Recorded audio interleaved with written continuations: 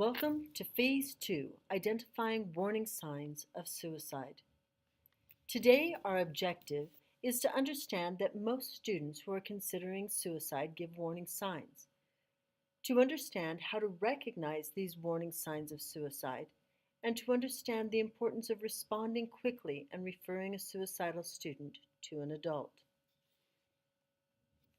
There are many things that are involved if somebody is considering suicide. Now remember, no one thing means anything, but we have to take all possible warning signs very, very seriously. Now, the first thing I want to talk about are risk factors. Risk factors do not mean that someone is considering suicide. They are simply indicators that if things go wrong, this person may be more at risk of considering suicide.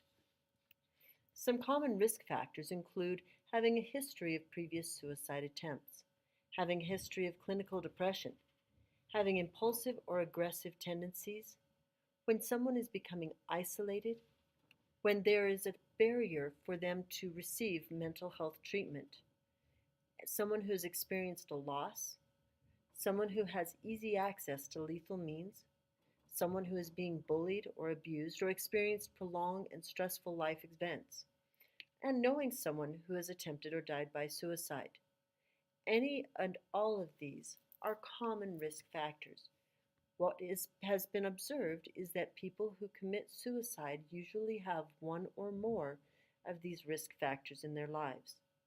Now, just like risk factors may provide a greater possibility that in times of crisis someone may consider suicide, there are also protective factors that seem to provide a barrier or a protective coat around the individual.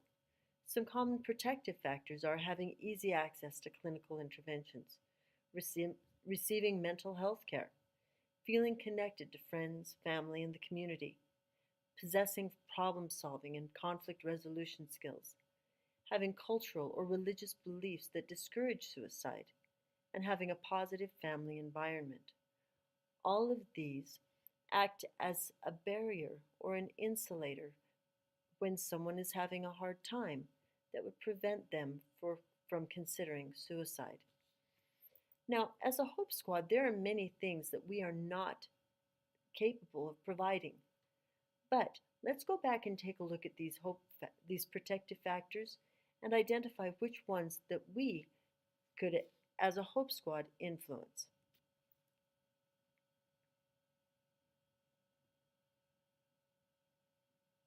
That's right.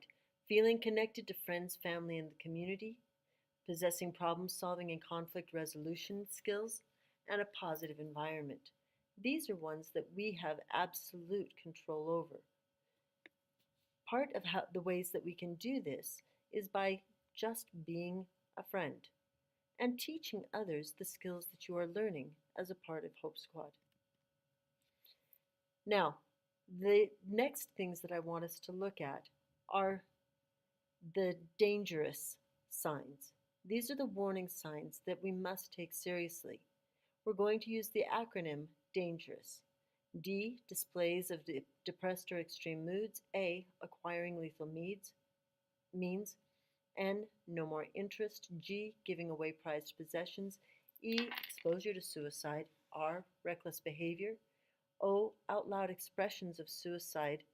U, unexpected change. And S, saying goodbye. If someone displays extreme moods or high levels of depression, now I'm not talking about somebody who has a bad day or who has a temper flare up.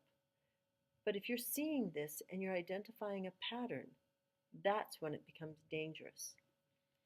Someone who is stockpiling medications or working on obtaining a gun or rope or knife who is also expressing these other indicators, that is also something that we should be very, very aware of. Someone who has changed from being highly involved and actively engaged in things that brought them joy and now have no more interest in those things. Someone who comes up to you and gives you their grandfather's watch because they wanted to make sure you got it. Giving away prized possessions is definitely a sign that someone is putting their affairs in order, and this is an indicator that they may be considering suicide.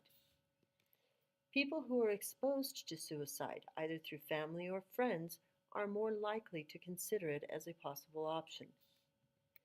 Sometimes reckless behavior is nothing more than simple teenage reckless behavior, but there are times when it's more than that, when it is perhaps a wish to be dead, and that reckless behavior is their way of going about it.